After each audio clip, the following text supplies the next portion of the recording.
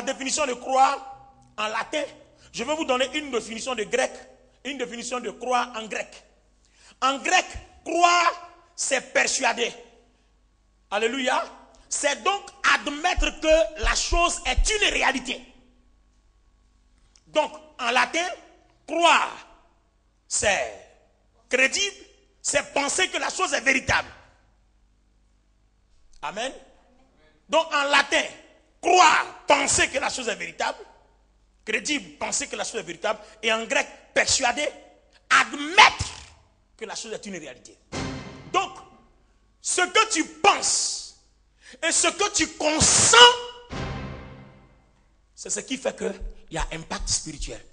Vous avez vu, pour ceux qui ne sont pas de l'église, quand on a étudié la foi les dimanches, on vous avait dit que la foi avait deux niveaux. La foi qui vient de mon cœur et puis la foi qui vient de ma bouche. Comment il s'avère que toi tu peux voir un paralytique et puis tu lui dis lève-toi et marche. C'est-à-dire ce que tu as cru, tu l'as accompagné de la parole et puis ses pieds qui étaient perclus redeviennent normaux et puis il commence à marcher. Qu'est-ce qui a bien pu se passer? C'est pour ça que la foi intervient. La force de la pensée et la force de la conviction dans le cœur. Donc dans croire, il y a la force de la pensée et il y a la force de la conviction. Donc nous allons refaire le verset.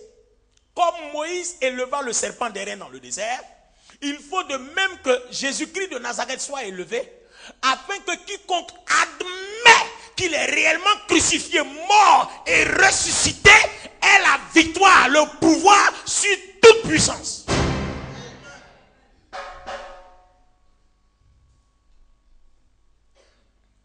Est-ce que quelqu'un comprend avec moi? Amen. Alléluia. Amen. Donc je vais vous donner maintenant la définition de croire en hébreu. En hébreu, croire signifie amen. Et amen, c'est confirmation. Là maintenant on est dans le last. Alléluia. Ça c'est le last. Amen qui est égal à confirmation. Confirmation. Donc, comme Moïse éleva le serpent d'airain dans le désert, il faut de même que Jésus-Christ soit élevé pour que quiconque a la confirmation qu'il n'est plus à la croix il y a 2000 ans, qu'il est ressuscité, que cette personne-là domine sur la sorcellerie, domine sur le péché, domine sur toutes les puissances des ténèbres. Donc, voir devient croire et croire devient une affaire de confirmation, une affaire de crédibilité, une affaire de réalité, une affaire de pensée, une affaire de conviction. Donc quand je vous disais voir, ce n'est pas une affaire de voir avec tes yeux, c'est une affaire de voir avec tes yeux spirituels, accompagné de la force de la pensée, accompagné de la force de la conviction, accompagné de tout ce que vous déclarez comme ce que vous savez, vous détenez comme confirmation. C'est-à-dire, vous présentez les preuves. Élisée a présenté les preuves à Élie. Il dit, j'ai vu. Les enfants d'Israël ont présenté la preuve que le serpent n'est plus à terre, que le serpent est en haut. Selon le remède que Dieu donne à Moïse. Alors maintenant, nous aussi, ce n'est pas le serpent qui est là aujourd'hui. Ce n'est pas des chats aujourd'hui. Aujourd'hui, on parle de Jésus-Christ crucifié. Quelles sont les preuves que nous avons pour voir qu'il est crucifié? Alléluia. Donc en hébreu, croire signifie amen, signifie confirmation, signifie quelque chose de solide, quelque chose de stable et quelque chose qui est sûr. Tu as la preuve que c'est vrai, tu as la preuve que c'est stable, tu as la preuve que c'est sûr. C'est-à-dire il n'y a pas de doute. La vérité est formelle. Amen. Donc au départ on était sur voir et à la fin on est sur croire. Et croire, nous savons ce que c'est maintenant. Donc allons-y maintenant. Qu'est-ce que nous devons croire? Nous, qu'est-ce que nous devons penser qui est véritable? Qu'est-ce que nous avons la confirmation de quoi? Amen. Nous pensons quoi? Nous admettons quoi? Allons-y maintenant dans Ésaïe chapitre 52 versets 13 à 15. Voici, mon serviteur prospérera. il montera, il s'élèvera bien haut. De même qu'il a été pour plusieurs un sujet d'effroi, tant son visage était défiguré, tant son aspect différait de celui des fils de l'homme, de même, il sera pour beaucoup de peuples un sujet de joie. Devant lui, des rois fermeront la bouche, car ils verront ce qui ne leur avait point été raconté, ils apprendront ce qu'ils n'avaient point entendu. Amen. Regardez bien. Nous allons prendre quelque chose. Regardez ici. Vous allez comprendre la puissance. En même temps, la puissance de la croix. Et vous allez comprendre en même temps. Voyez ce qu'Ésaïe nous dit. Si vous avez analysé, nous allons essayer de vous montrer une partie. Voici mon serviteur juste prospérera. Il montera, il se lèvera bien haut. Ésaïe parle de quoi? Quand vous étudiez cette partie d'Ésaïe, il parle de quoi? Il parle de Jésus qui est perché comme le serpent derrière la croix. Or, Golgotha, c'est une colline. Et quand vous êtes sur la colline, vous voyez la ville en bas. Donc, tous ceux qui étaient en bas voyaient Jésus-Christ à la croix à partir de la ville comme un spectacle. C'est la même chose comme les enfants d'Israël qui venaient s'arrêter et puis regardaient le serpent derrière sur la pêche. Donc, Ésaïe, qui n'a pas vécu le Nouveau Testament, il prophétise exactement ce qui va arriver et la chose est réellement accomplie comme Ésaïe l'a dit. Donc mon serviteur prospérera, il se lèvera bien haut. De même qu'il a été pour plusieurs sujets de froid, tant son visage était défiguré, tant son aspect différait de celui des fils de l'homme. À ce stade-là, je voulais marquer une pause. Vous savez quoi? On vous a présenté des photos de Jésus, non? Il a une belle couronne comme pour moi là. J'ai pris mon temps pour bien tailler ça vendredi. Parce que ma femme aime les couronnes. Quand je fais ça, je l'appelle en FaceTime et puis je lui montre. Je dis, regarde ce que j'ai fait. Elle dit, voilà, c'est ça qui est bon. Amen. Je croyais que tu allais dire Amen. Ou bien tu es jaloux de moi? Gloire à Dieu. Alors regardez bien. Comment on peut voir Jésus sur des photos avec une belle couronne? C'est avec quelle tondeuse il a eu le temps de faire ça?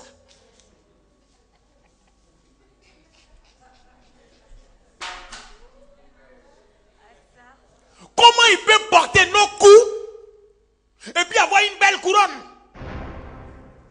Une belle coiffure? Quel coiffeur qu'il a fait? Tant son visage était défiguré.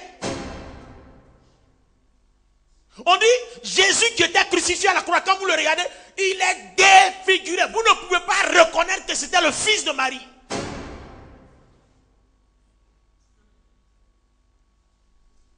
Vous ne pouvez pas l'identifier, il est défiguré, il est méconnaissable.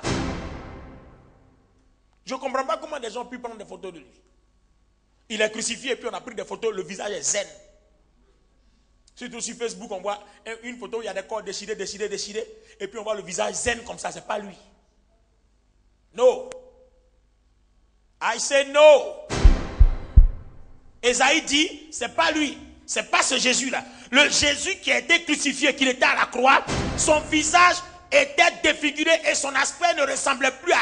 Quand vous le regardez, il avait un aspect monstrueux, il ne ressemblait plus à un homme. Amen.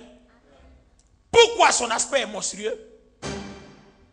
Pourquoi il ne ressemblait plus? On dit, regardez bien, au verset 15, il est écrit, de même, il sera pour plusieurs peuples un sujet de joie. Il a d'abord, de même qu'il a été pour plusieurs un sujet de froid, c'est-à-dire de frayeur, parce que son visage était défiguré, de même, il est pour plusieurs un sujet de joie. Regardez bien. Pourquoi Jésus est monstrueux à la croix? Parce qu'il porte mes péchés. Il porte mes meurtrissures. Là où je devais mourir, c'est retombé sur lui. L'acte dont les ordonnances me condamnaient, c'est retombé sur lui. C'est-à-dire, moi, on a pris ma malédiction, on a déposé sur lui. On a pris ma maladie, on a déposé sur lui. On a pris ma misère, on a déposé sur lui. On a pris ma tristesse, on a déposé sur lui. Donc pendant que moi je suis bon, lui il est vilain. Ça veut dire quoi? Je ne vois plus le serpent dangereux là en bas, mais je le vois en haut. Je ne vois plus mon péché sur moi, je le vois sur lui. Je ne vois plus ma maladie sur moi, je le vois sur lui. Parce qu'il y a eu transfert. Au départ, il était beau. Moi, j'étais vilain. Et quand je confesse que je suis beau, c'est que c'est parce qu'il est devenu vilain.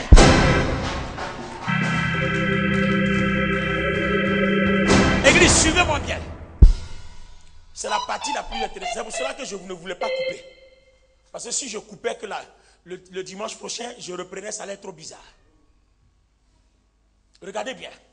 Je vais interpréter les paroles d'Ésaïe. Il dit de même qu'il a été pour plusieurs sujets de frayeur.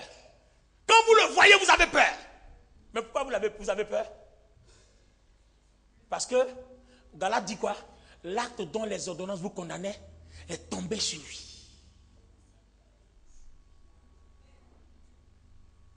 Alors, si ta malédiction est tombée sur lui, ça veut dire tout simplement que quand tu te regardes, tu ne dois plus voir la malédiction sur toi, mais tu dois voir la malédiction sur Jésus. À partir du moment où tu vois la malédiction sur toi, elle s'attache à toi. Mais quand tu la vois sur Jésus, elle te quitte. C'est le même phénomène. Je dis c'est le même phénomène. Ils sont là, ils regardent la croix. Ils savent que le serpent est là, mais ils ne confessent plus le serpent à terre, mais ils confessent le serpent en haut. Donc je ne confesse plus la maladie en moi, je la confesse à la croix. Je ne confesse plus la malédiction en moi, je la confesse à la croix. Come on somebody.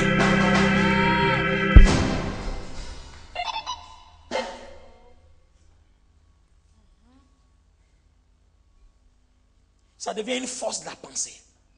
Est-ce que pendant que tu regardes la croix, est-ce que tu penses que ta maladie est encore sur toi? Est-ce que tu admets que tu es encore malade? Est-ce que toi tu confirmes que tu es malade ou tu confirmes que la maladie est sur la croix?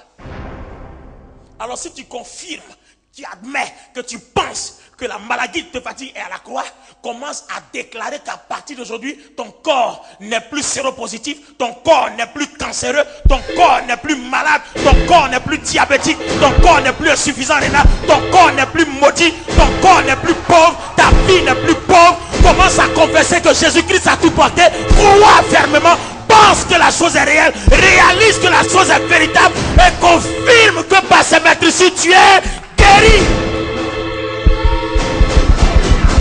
Cette force de la pensée, accompagnée par la parole, devient la double portion que Élisée a possédée.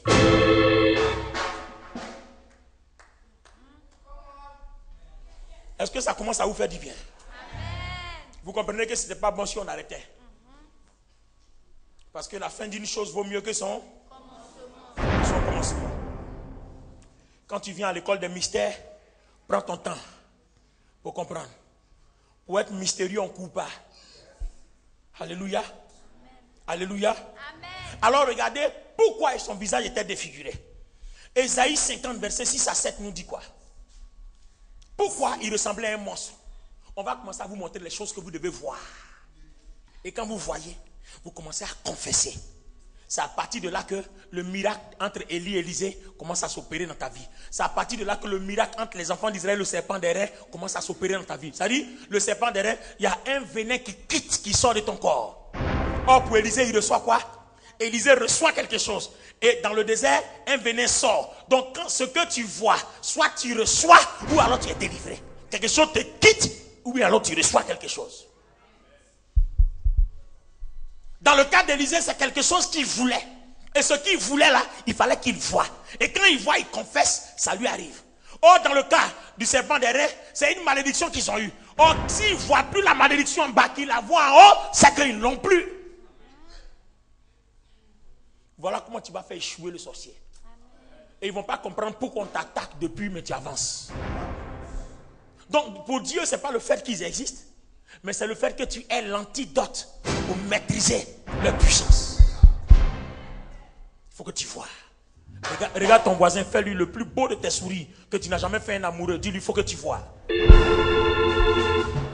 Non, j'ai dit le plus beau des sourires que tu n'as jamais fait un amoureux.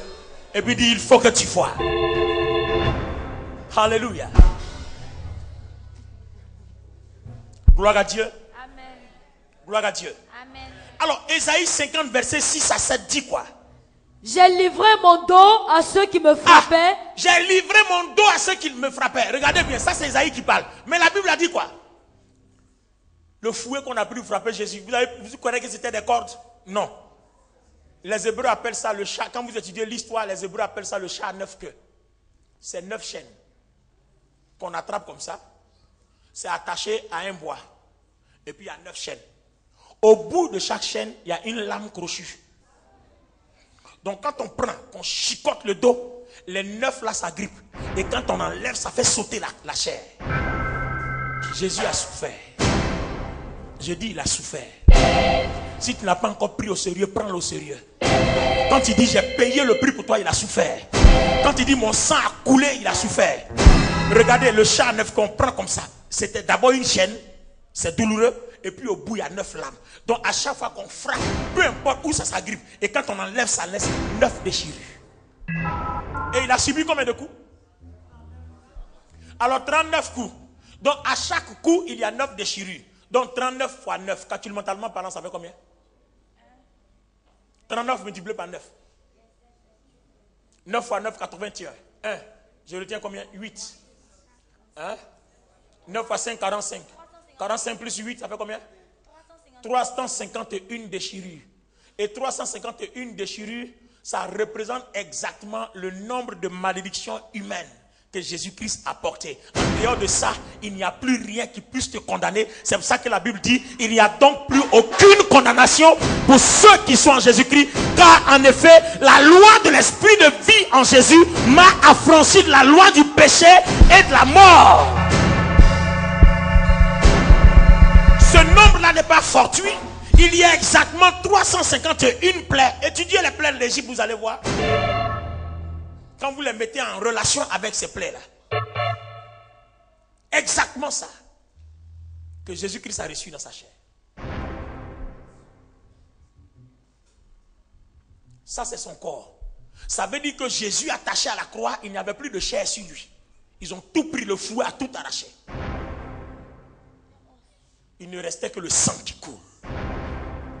Alors, regardez la couronne d'épines qu'on a pris pour attacher sa tête. Et quand vous regardez, on l'a enfoncé. Alors, quand on prend une couronne de piquant, qu'on enfonce dans ta tête, et que les nerfs sont atteints, votre tête s'enfle. Donc, la tête de Jésus ne pouvait plus avoir la même forme à la croix. Alors, qu'est-ce qu'on a fait de son visage? Continue. Je n'ai pas dérobé mon dos à ceux qui me frappaient ensuite. Et mes joues à ceux qui m'arrachaient la barbe. Mes joues à ceux qui m'arrachaient la barbe. Donc, vous voyez ce que je disais? Le joli Jésus que vous voyez n'avait plus de barbe.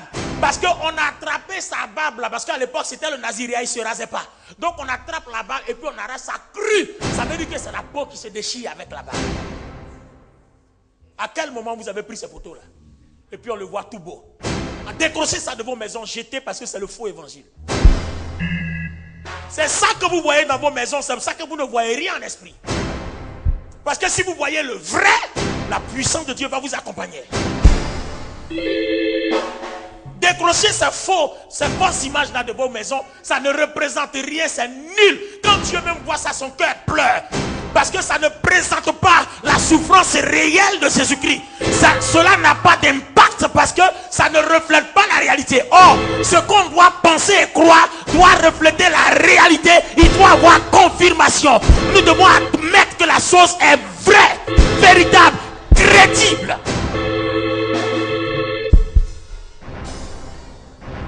Il faut que la chose soit crédible. Or, ce qu'on vous montre n'est pas crédible. Donc, si ce n'est pas crédible, ce que vous voyez aussi n'a pas de pouvoir.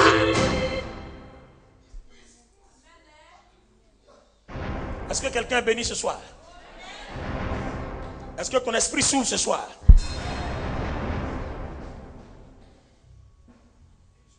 Voilà la barbe.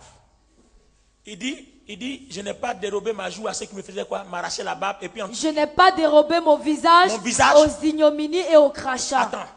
Je n'ai pas dérobé mon visage aux ignominies et aux crachats. Vous comprenez ignominie en français? La plus belle honte. Je préfère ce thème-là. La plus belle des hontes Quand on dit tu as honte, mais quelle est la honte la plus belle? C'est-à-dire qu'on t'a rabaissé jusqu'au déchet. Donc ignoble, son contraire c'est noble. Quand tu es noble, tu es honoré. Et quand tu es ignoble, tu es quoi? Tu es répugné, déshonoré. Tu es bafoué. Regardez ce qu'on a fait. Quand ils disent je n'ai pas de rebeu mon visage, vous savez ce qu'on a fait? Amen. Ils ont pris, vous vous souvenez dans les évangiles, on a pris le tissu, on met. Il y a un garde qui vient, il met boum. L'autre vient, même boum, et puis on enlève. On dit tu n'as pas dit tu es prophète, devine qui t'a frappé. Or, vous connaissez, étudiez l'histoire, vous allez voir, à l'époque, on ne prenait pas les gens de l'armée comme ça. C'est des gens gaillards. C'est la raison pour laquelle Samuel s'est trompé quand il partait oindre David. Il a vu Eliab qui avait les critères. Il dit voici le roi. Dieu lui a dit c'est faux. Cette fois-ci là c'est pas comme ça, moi je choisis. C'est des gens gaillards. Oh regardez Jésus. Un gars de l'armée qui est gaillard comme ça, le visage. Boum. L'autre vient. Boum. Néo. Eyo. Bouche. Tout ça là. Gâté. Et puis on enlève. Le sang coule partout. Et puis on lui demande tu es prophète. Dis-nous qui t'a tapé. Et puis il ne parle pas. On remet encore. Boum, boum. Et puis on enlève, on dit dis-nous qui t'a tapé. Est-ce qu'un monsieur comme ça, son visage peut pas être déformé? C'est pour ça que Esaïe dit qu'il était défiguré. Continue, il y en a encore? Continue. Vous commencez à comprendre maintenant? Je crois qu'à partir de ce chapitre-là, vous allez connaître le vrai Jésus et vous allez croire vraiment en lui. Parce que quand on dit Jésus a payé le prix pour toi, les gens ne comprennent pas. Quand on dit Jésus t'a sauvé, son sang a coulé pour toi, les gens voient ça comme amusement, les gens voient ça comme oui. Non, c'est une affaire sérieuse. C'est la base même de la sorcellerie. Parce que ce que tu vois, si tu ne connais pas le principe de la mort de Jésus à la croix, tu ne peux pas comprendre cette puissance-là. Comment Élisée peut voir et puis avoir? Comment les enfants d'Israël peuvent voir et puis maintenant être libérés d'une maladie? Ce pouvoir-là, c'est pour nous. Regarde quelqu'un, dis-lui, ce pouvoir, c'est pour nous.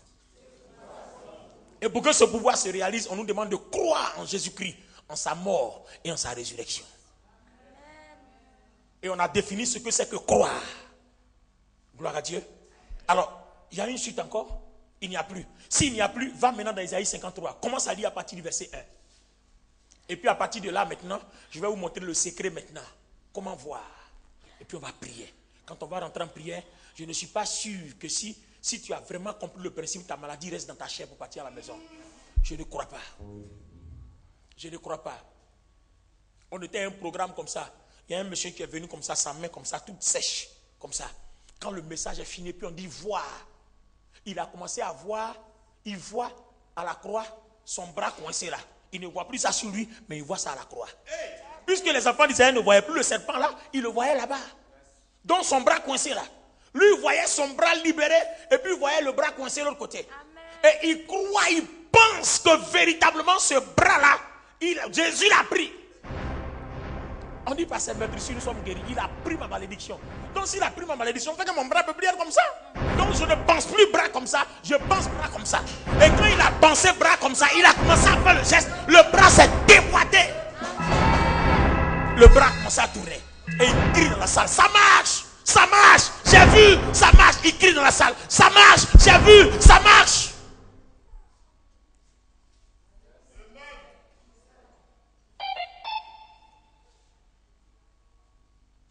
J'ai dit, vous allez manifester la puissance de Dieu. Amen. Pour vous qui faites l'école biblique, si vous étudiez la christologie, qu'on ne vous enseigne pas ce fondement-là, vous n'allez jamais connaître Jésus-Christ. Ça, c'est le chapitre de base de la christologie. Si vous faites la christologie qu'on ne vous a pas enseigné, la puissance de la croix, ce que nous appelons la prière de la croix, c'est que vous ne pouvez pas connaître Jésus sans ça, sans ce chapitre. Ce n'est pas possible. Ce n'est pas possible. Allons-y d'Ésaïe. Ésaïe 53. Qui a cru à ce qui nous était annoncé? Qui a reconnu le bras de l'Éternel? Il s'est élevé devant lui comme une faible plante. Une faible plante, comme un rejeton qui sort d'une terre desséchée. Comme un rejeton qui sort d'une terre desséchée. Il n'avait ni beauté, Il n'avait ni beauté ni éclat pour pour attirer nos attirer regards. et son aspect n'avait rien pour nous plaire. Ah, il est défiguré, donc rien ne peut nous plaire en lui à la croix. Méprisé et abandonné des Méprisé, abandonné des hommes. hommes de douleur Homme et de douleur, habitué à la souffrance, semblable à celui dont on détourne le visage. Ah. Nous l'avons dédaigné. Nous n'avons fait de lui aucun cas.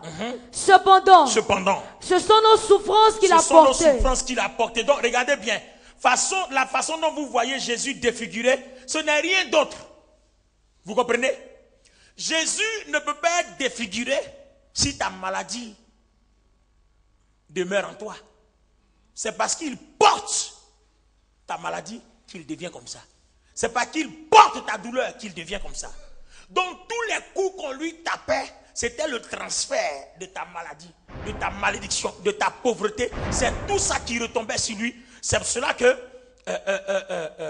comment il s'appelle, Colossiens 2 nous dit, l'acte dont les ordonnances nous condamnaient est retombé sur lui. Alors je vous demande, comment c'est retombé sur lui? Quand on a étudié les chapitres passés, est-ce que vous vous souvenez de quelque chose?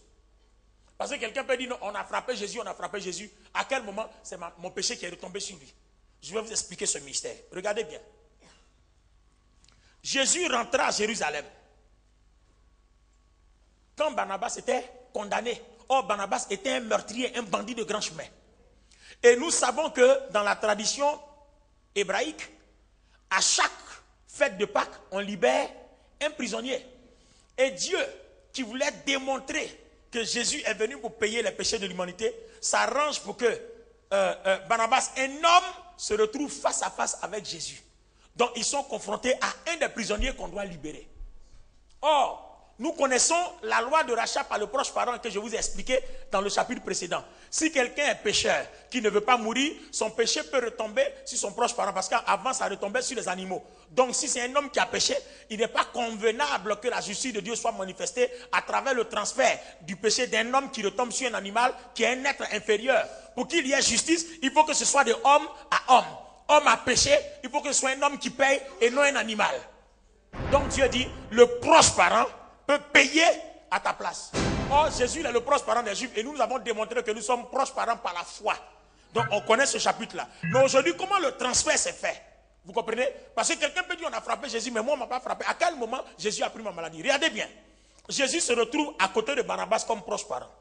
Proche parent, à cause que Barnabas est juif, à cause d'Abraham, mais nous, proches parents par la foi. Donc, tout ce qui concerne Barnabas nous concerne aussi. Donc, les deux se présentent. Il a dit quoi?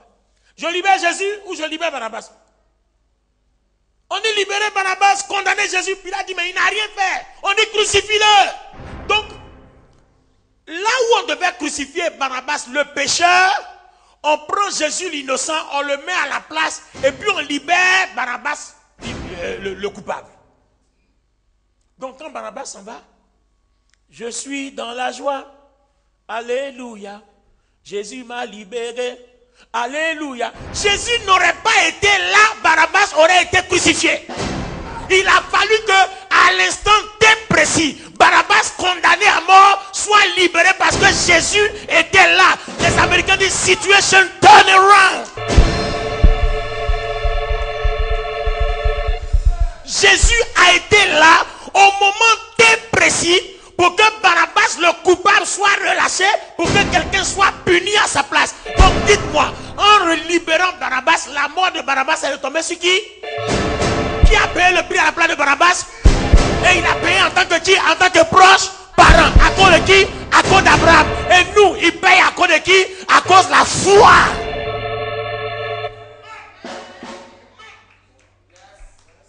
Donc la manière dont les péchés et la mort de Barnabas retombent sur Jésus, moi aussi le jour où je crois et que je confesse, je crois, j'admets que Jésus-Christ est mort à la croix, qu'il est ressuscité. Le jour où je pense qu'il est fils de Dieu, le jour où je consens dans mon cœur qu'il est le fils unique, qu'il est la parole, qu'il est l'agneau de Dieu, qu'il est le lion de Juda, en ce moment précis là, je deviens aussi quelqu'un de libéré.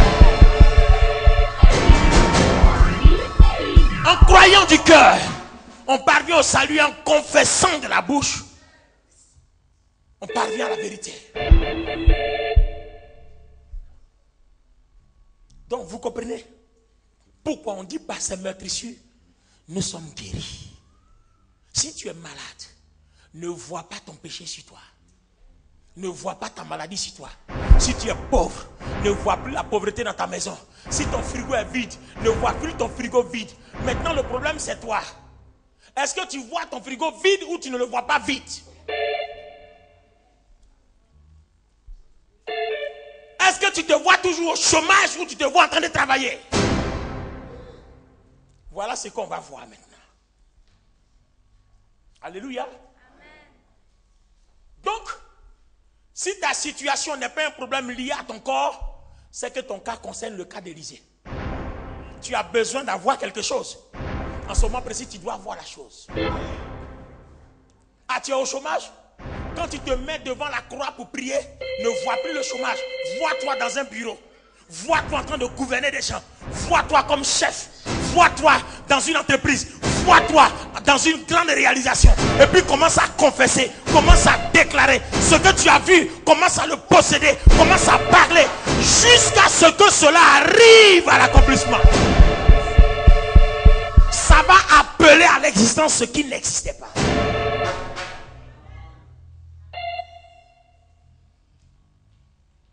Alléluia. Je dis alléluia. Maintenant, si c'est une maladie, une délivrance que tu cherches, en ce moment précis, ton cas n'est plus celui d'Élisée. C'est le cas des enfants d'Israël dans le désert. Ça dit, pendant que tu regardes à la croix, ne vois plus la maladie là. Si la maladie c'était ton pied, regarde à la croix et puis regarde le même pied. Si c'était ton pied droit, regarde le pied droit à la croix. Vois le mal là-bas et non sur ton pied droit. Et dès que tu vois le mal sur le pied droit, commence maintenant à confesser puis à posséder ton miracle.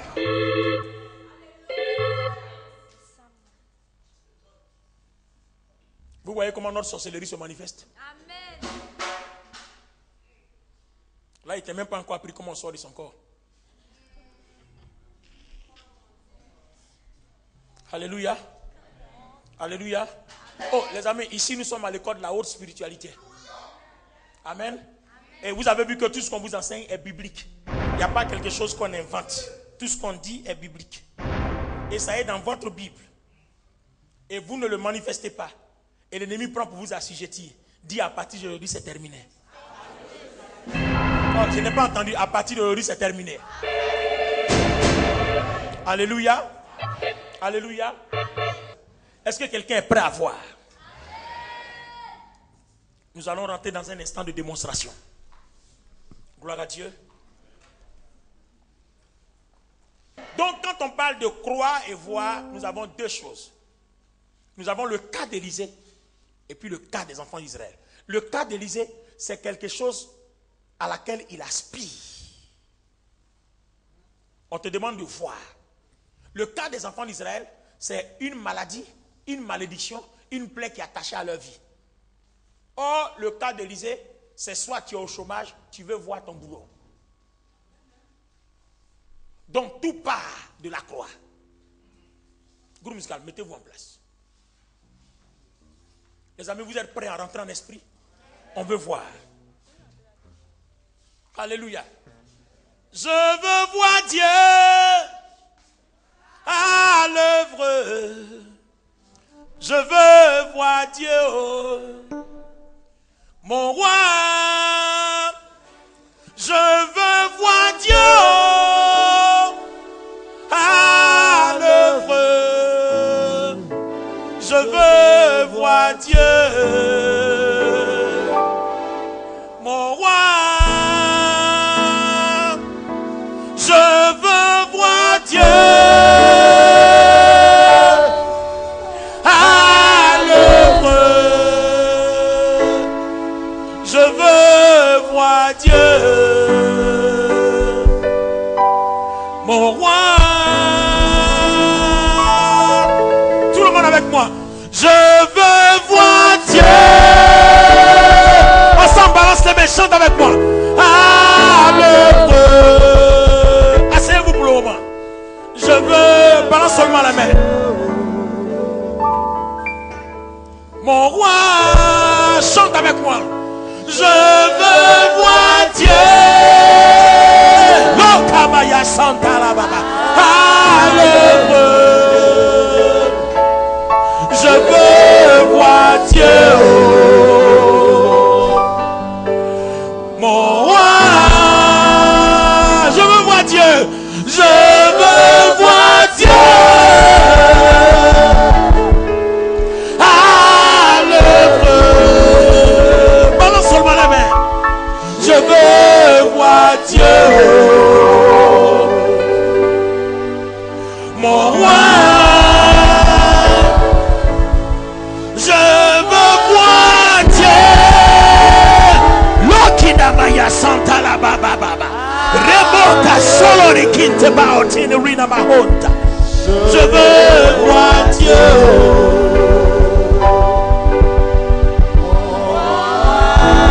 Je veux voir Dieu. Je veux voir Dieu à l'œuvre. Comba sala yando bora masala yando. Les kobora masekina mama yonto. Je veux voir Dieu. Balance tes mains, chante avec nous. La présence de Dieu est ici. À l'œuvre. Comba sailo boshekina mama. Vois Dieu. Et mataya mashekina. Je veux voir Dieu. Le tamayon tokoboraba. À l'œuvre. Je veux voir Dieu, mon roi. Je veux voir Dieu. Les pochettes à Baba Yanto là-bas. À l'œuvre. Je veux voir Dieu, mon roi. Je veux voir Dieu à l'œuvre. Je veux voir Dieu, mon roi. Je veux voir Dieu à l'œuvre. Je veux voir Dieu. Je veux voir Dieu. Tout le monde. Je veux voir Dieu. Je veux voir Dieu. Comme la saille de Moshekina.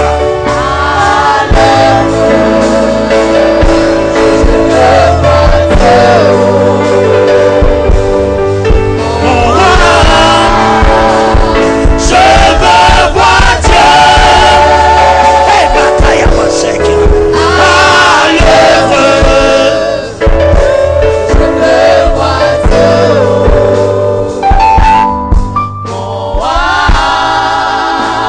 Je veux voir Dieu.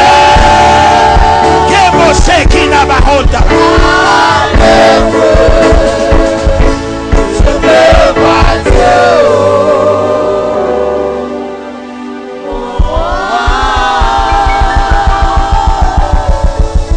Gardez un silence dans la présence du Saint-Esprit. Il faut que tu vois Jésus à la croix. Comme Élisée a vu Élie partir, enlevé d'avec lui. Il faut que tu vois Jésus à la croix. Comme les enfants d'Israël ont vu le serpent derrière sur la pêche. Et le Jésus que tu vois, la Bible dit il est défiguré. Son corps est déchiré à cause du fouet. Le chat à 9 queues. Il a subi des déchirures par les coups de chaînes de fouet, de lames. Les lames qui sont au bout de chaque 9 chaînes. Son corps est déchiré. Voilà ce que tu dois voir. On a boxé son visage. On lui a mis la couronne d'épines. On lui a planté une flèche dans le cœur, dans le côté. Et il sort de l'eau et du sang. On a crucifié ses mains. On a crucifié ses pieds. Regarde à cette croix à Golgotha. Vois ce Jésus-là. Vois-le. Regarde à Golgotha. Vois-le. Vois Jésus, la couronne d'épines sur la tête. Vois-le attaché à la croix, au milieu des deux brigands, sur cette colline de Golgotha. Vois la colline, vois-le attaché. Vois le sang qui coule de son côté. Vois l'eau qui sort de son côté. Et si tu le vois, commence à confesser que ta maladie n'est plus en toi. Commence à confesser que la malédiction n'est plus en toi. Si tu vois le sang couler, déclare ta guérison, déclare ta délivrance, déclare ta guérison, déclare ta délivrance, déclare ta guérison, déclare ta délivrance, déclare ta guérison, déclare ta délivrance. Aïe!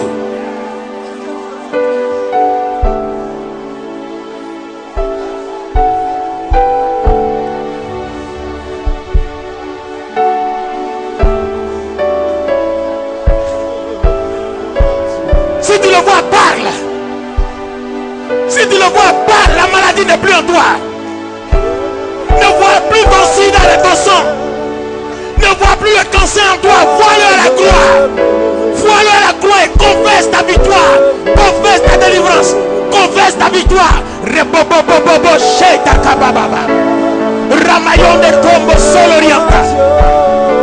In the mouth of the sign the king about the solorienta. Rebababa shekina baba yontoraba. Le boborama shekina bababa. Le moka sotokoria. Jésus-Christ crucifié. Jésus-Christ ressuscité. Jésus-Christ roi des rois. Agneau de Dieu qui ôte le péché du monde. L'union de la tribu de Juda. Reboka sotakabababa. L'orienta la shekina mayon de komba sailo de Christ. Inamaya de gloria boboda bababa. Shine alone, bring the bounty and the gift. In the Lord, seeking the home, the glory.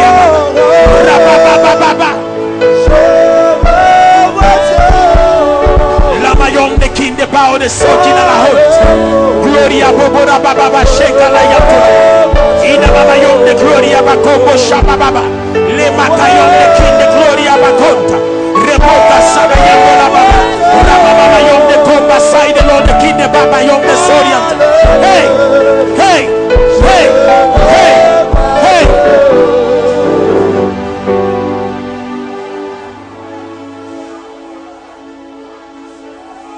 Écoutez-moi. Demeurons dans cette présence de l'esprit, mais dans le calme. Nous sommes maintenant à la dimension d'opération dans le surnaturel. Ce que tu vois, c'est ce qui t'arrive. D'abord, nous occupons le cas. La position que nous occupons, c'est celle des enfants d'Israël dans le désert. Après, on va attaquer celle d'Élie et d'Élisée. Pour les entreprises, pour les affaires, pour les études, pour le travail, pour le mariage, pour le ministère, pour toute autre chose. Quand les enfants d'Israël voyaient le serpent d'airain sur la perche, ils ne voyaient plus le serpent en bas. Quoi qu'il était physiquement en bas, mais il était spirituellement en haut. Parce que Dieu l'a placé en haut. Quelqu'un peut me dire, je ne vois pas Jésus à Golgotha. D'accord. Mais pendant que tu es dans cette salle, même si tu as les yeux ouverts comme les yeux fermés, tu vois chez toi à la maison. Si on te demande de décrire ta maison, tu peux décrire ta maison. Tu peux dire ma maison a tel portail. Pour arriver chez moi, il faut tourner là. On croise tel manguier. Tu n'as pas besoin d'avoir les yeux fermés. Même les yeux ouverts, tu vois chez toi.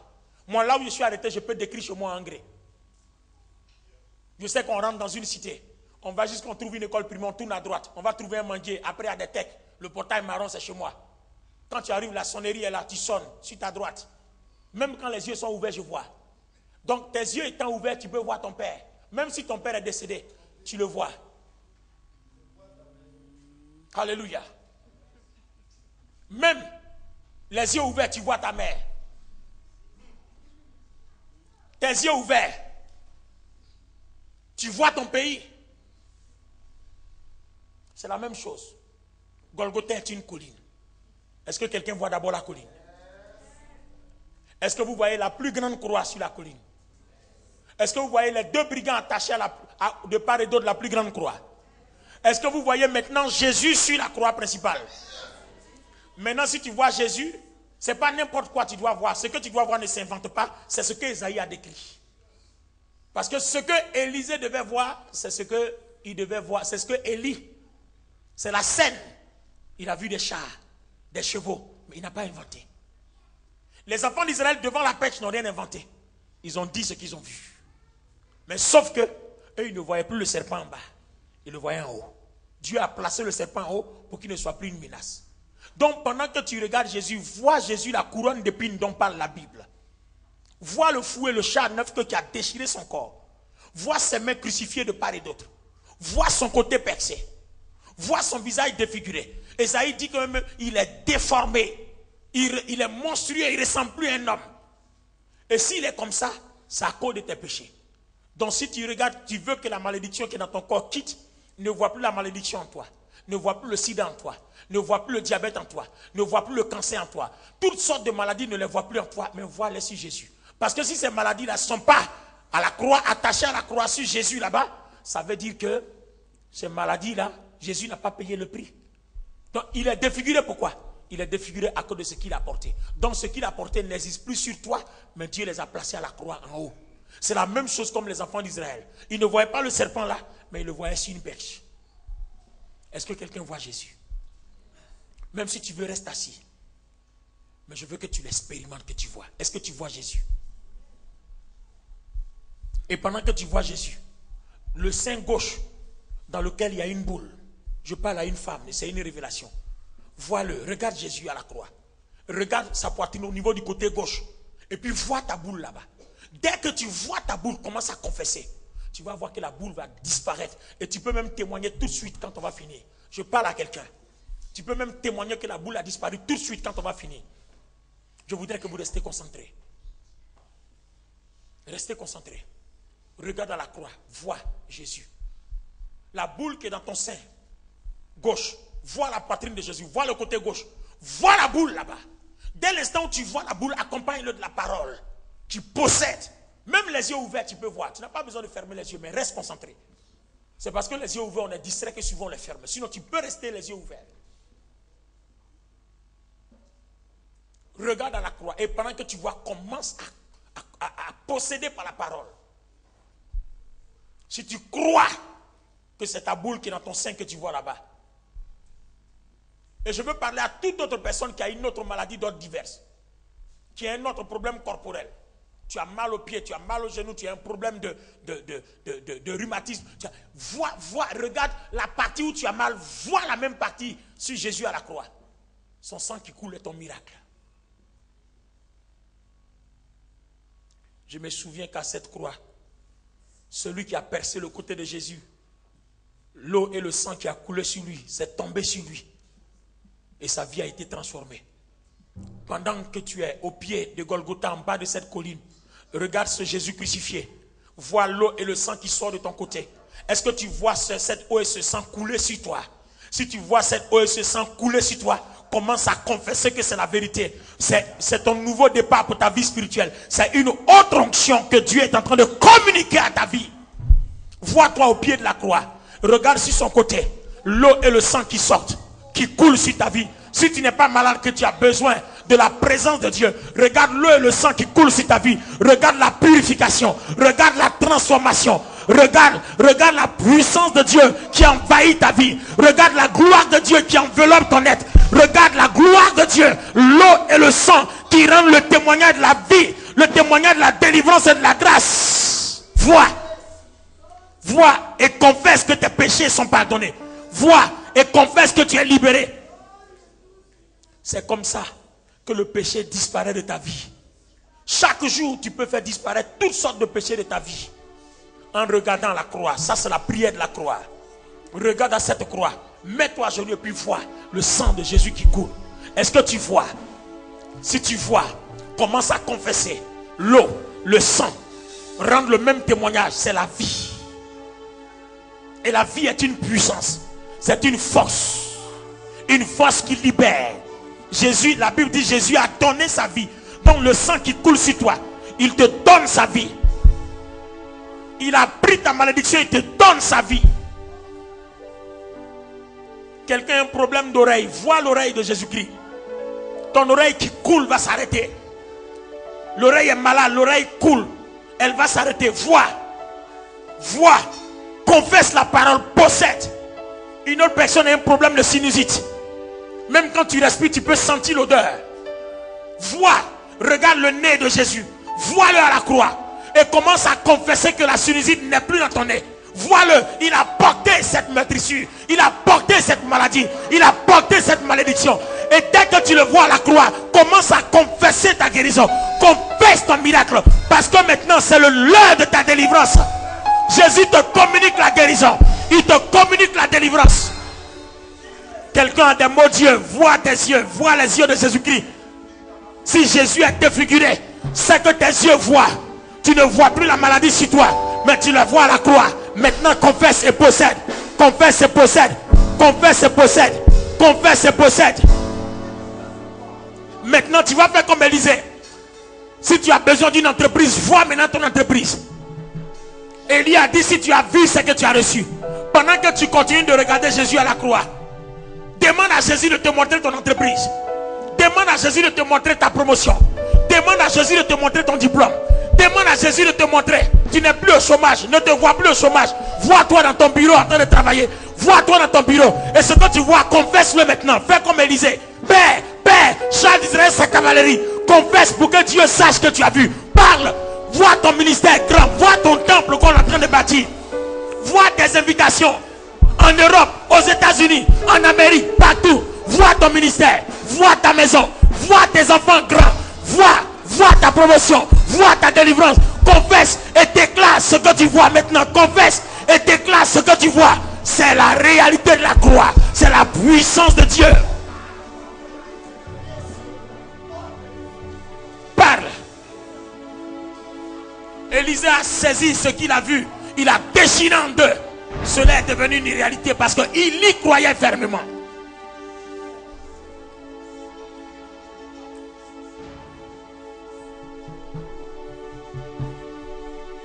Alléluia. Alléluia. Alléluia. Alléluia. Gloire à Dieu. Gloire à Dieu. Seigneur, merci parce que tu leur montres ces choses. Seigneur, montre-leur leurs entreprises. Seigneur, montre-leur leurs affaires. Seigneur, montre-leur leur bénédiction. Seigneur, montre-leur leur grâce. Seigneur, montre-leur. Parce que ce qu'ils voient, c'est ce qui leur arrive. Ce qu'ils voient, c'est ce qui leur arrive. Ce qu'ils voient, c'est ce qui leur arrive. Ce qu'ils voient, c'est ce qui leur arrive. Ce qu'ils voient, c'est ce qui leur arrive. Ce qu'ils voient, c'est ce qui leur arrive. Seigneur, montre-leur. Et ce qu'ils confessent, c'est ce qu'ils appellent à l'existence. Levez la main droite et dites après moi: béni soit l'Éternel Dieu, le Dieu d'Israël, qui seul s'est fait des prodiges. Béni soit à jamais son nom glorieux. Que toute la terre soit remplie de sa gloire. Acclamons très fort le Seigneur.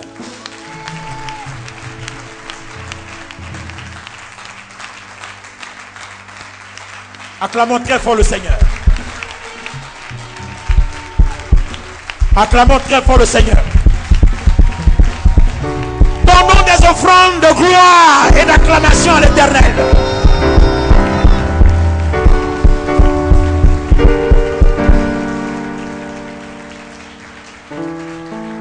Alléluia. Merci de vous asseoir. Merci de vous asseoir. Merci de vous asseoir. L'Esprit de Dieu habite ma vie. La voix de Dieu est dans ma vie. Là où je mets les pieds, c'est moi qui réussis.